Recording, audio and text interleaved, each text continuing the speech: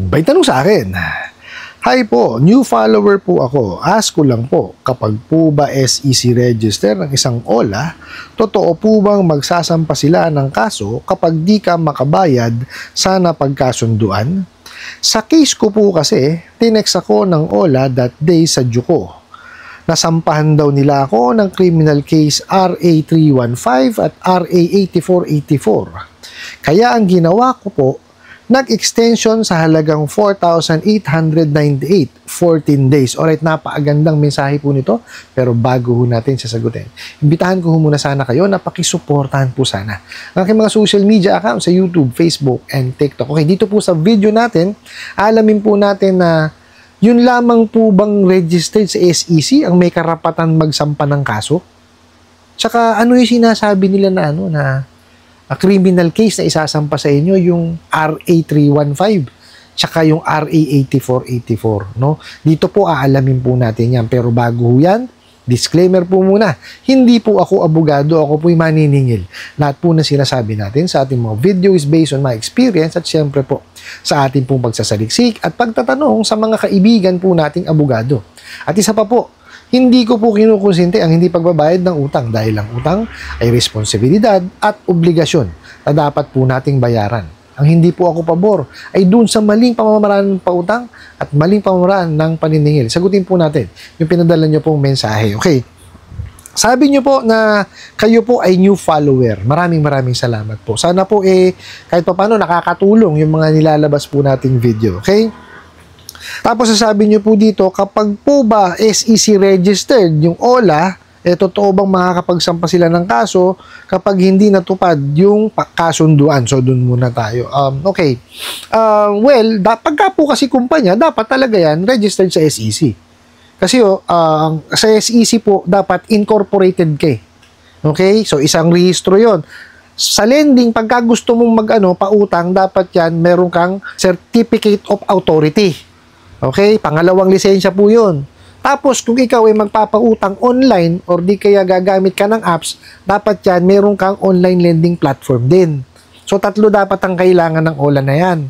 Ngayon, doon sa tanong po ninyo na kung kung SEC registered lang ang makakapagsampa ng kaso, hindi po. Kasi yung mga individual, kuwari, for example, may kapitbahay kayo, hiniraman nyo, di ba? Hindi kayo nakabayad, may karapatan po siyang magsampa ng kaso. Okay? Lahat po yan, may karapatan na magsampa ng kaso o maghabla. Kaya lang po, itong mga bugok at abusadong online lending apps na to, hindi po yan makakapagsampa ng kaso. Bakit? Okay. Unang-una po, hindi nila sinusunod, yung Data Privacy Act. Bakit po sinasabi natin? Sa simula pa lang po niyan, bago pa lamang ninyo i-download yan, nanghihingi na ng access. Tama po, di ba? So, pag binigyan nyo ng access, lalagyan ng malware. Pagka nalagyan ng malware, mananakaw na po yung information. O, pag nanakaw po yung information, ano nakukuha una? Yung pong inyong mga contact list. Ginagamit po nila yon, as collateral pag hindi ho kayo nakasunod sa usapan nyo. O, wawalang yain nyo, tatawagan, sisingilin, mumurahin, kung ano-ano po. Number 1 yun. Di po ba? Pangalawa po, Consumer Act of the Philippines. Mag-a-advertise, mali. Di po ba? Pangatlo, yung The Truth in Lending Act, pinaka-importanting batas po yan sa pagpapautang.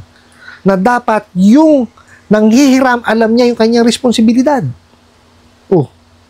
Paano malalaman nanghihiram yung kanyang responsibilidad? Dinisburse kagad yung pera. Hindi nga alam kung magkano na-approve. Di po ba? Napaka-importante nun, dapat yun ini-explain. Pagka yun na-explain at naintindihan, that's the time, sige, disburse mo. Pero bago mo i-disburse, dapat yun, may kontrata kayo. Diba? May pirmahan ng kontrata yan. Kung ano yung sinabi mo, diba? Dapat, yun din ang nakalagay dun sa loan contract. At dapat yung pirmado. 3 klase po yan. Digital, electronic, tsaka yung physical signature. Okay po? Pang-apat, yung ceiling on interest rate. Napakaliwanag po doon sa memorandum na yun. Na pagka yan is 10,000 pababa, ang total, kabuuan po is 15% lamang po ang interest na po pwedeng ikarga. And out of the 15%, 6% per month lamang po ang nominal interest. Meaning, yung 9% po, no, is doon sa processing fee o kung ano-anong fee na kinakarga nila. Kaya po yung siningil kayo ng 4898, bawal po yan. Diba? Kasi ano yan, on top yan, additional yan eh. Oh, ba't kayo sisingilin? Po, pwede nilang singilin yan siguro dun sa mga mahigit 10,000. Kasi po, yung mahigit 10,000, wala pa pong cap yun.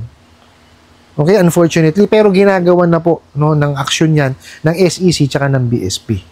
Okay. So, ilan na no tayo? Data Privacy Act, Consumer Act of the Philippines, the Truth in Lending Act, Ceiling on Interest Rate, at yung pinaka-importante po, isa pa, yung Prohibition on Unfair Debt Collection Practices na ginagawa po nila talagang pangwawalang ya sa atin. Pero yung inilista na po ng SEC, yung bawal. Aba, kung alin yung bawal, yun ang ginagawa. Napakawawalang ya talaga, di ba?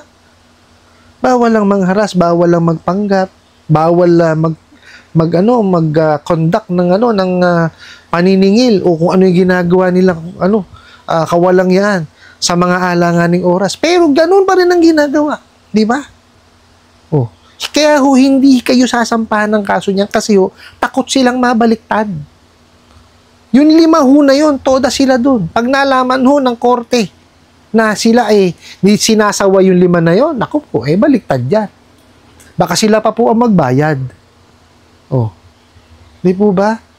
Bawal na bawal. Kaya nga marami nare-revoke eh.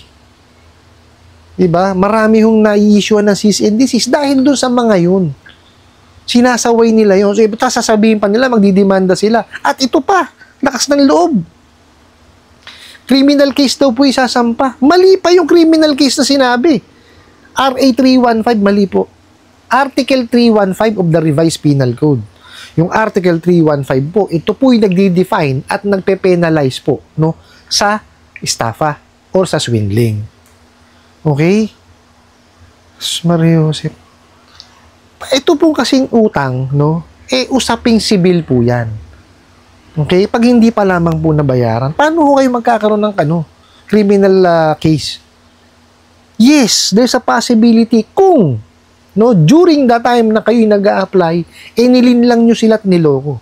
Meaning, nagbigay kayo ng false information,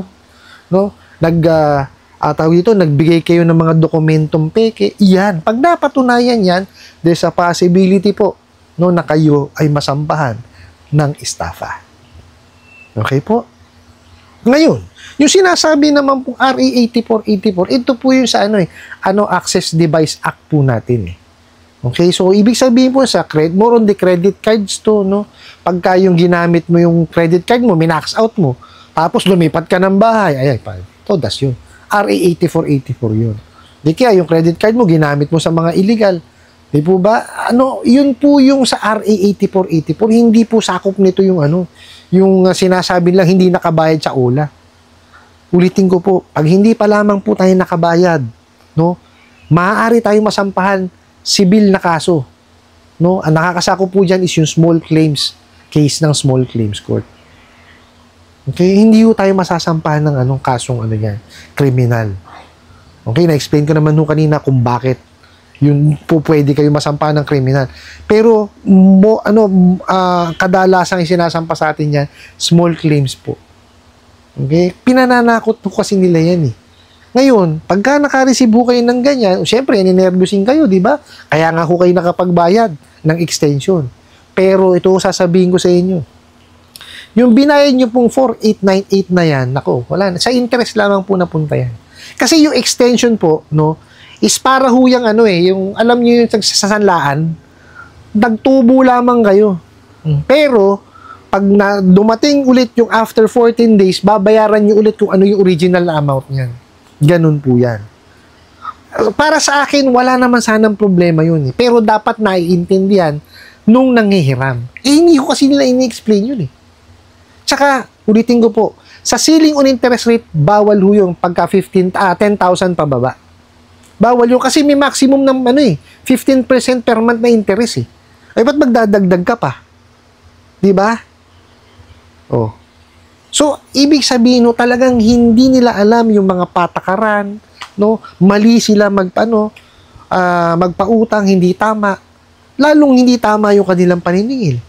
Di po ba? So, kayo nga, nabiktima nung no extension, di ba? Ito lang papayo ko sa inyo.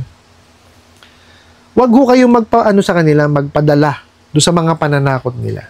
Okay? Ang pinakamaganda po ninyong gawin is pagtuunan nyo po ng atensyon yung inyo pong hanap buhay. Bakit? Kasi po, yun po ang magpo-provide sa pamilya ninyo ng kanilang pangangailangan. At, yun din po ang magiging daan para mabayaran nyo po yung mga bugo katabusadong online lending apps na yan. Okay? Magtabi ho kayo. Pag-ipunan nyo po siya, buuin nyo, tsaka nyo siya bayaran ng buo. At itabi nyo po yung inyong pinagbayaran. Huwag kayong magpaparsal dyan at walang pupuntahan ho yan. Okay? Wala, kumbaga, puro na lamang po sa interest, sa penalty, mapupunta. Hindi kayo matatapos ng pagbabayad. Okay? Pag-ipunan, bayaran ng buo. Pag overdue at past due na kayo dyan. Ngayon, kung may pera naman kayo, bago dumating ang due date, bayaran nyo na lamang po. Para wala kayong sakit ng ulo. Okay? Kagaya ng sinabi ko niya, pag-ipunan, bayaran. Pero hindi ho ako hindi ko ma-assure sa inyo na titigil sa kawalangyaan nila yan. Tatawagan. Kasi mga manluloko nga yung mga yan eh. Pero niya, binayaran nyo ng buo, di ba? O, sisingilin ka pa ng sisingilin niya kasi nga sa kanila, yung penalty, yung interest, sisingilin, sobra-sobra yun.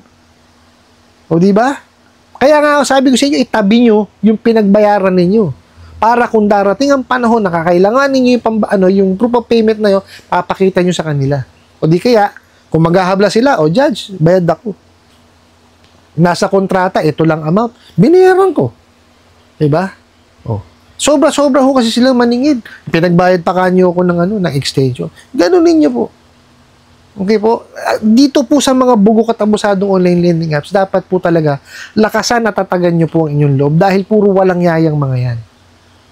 Ang gusto niyan, makontrol yung isipan ninyo para gumawa ho kayo ng mga hakbang na hindi nyo po kagustuhan. O isa yan, nagbayad kayo ng extension. Hindi nyo naman alam yung extension na ako para saan yan eh. Di po ba? O yung isa pa, yung tapal system, wag ho kayong pupuntahan ako po. Diyan kayo masisiraan ng bait. Puro walang yayang mga yan eh. Tsaka po yung bura-bura, huwag kayong maniniwala dyan. Nga po pala, kaya ako tinanggal yung comment sa aking TikTok dahil diyan yung mga bura-bura na yan. Ayoko kasi kayo mabiktima. Ngayon dito naman po sa Facebook page natin, meron din. Okay, so ginagawa ko, hinahide ko na lang sila o dinidelete. Pero nandyan pa rin sila kaya iwasan niyo sila. Okay po? Wala hong makakapagbura ng utang nyo sa mga bugo katabusadong online lending apps, kundi kayo lamang po. Kailangan bayaran yan. Wala pong ibang paraan o ibang tao na makakatulong sa inyo para mabura yan. Maloloko lamang po kayo. Kaya wag nyo silang paniniwalaan. I hope nasagot ko po itong katanungan na to at sana po'y makatulong. Maraming salamat po sa inyong walang sawang pagsuporta at panonood sa akin mga video. Maraming salamat po sa inyong pag-like, pag-share, pag-comment at pagtatanong. And kunin ko na rin po itong opportunity na ito na imbitahan po sana kayo na pakisuportahan po sana ang aking mga social media accounts sa YouTube, Facebook, and TikTok. Kasi muli po, yun lang.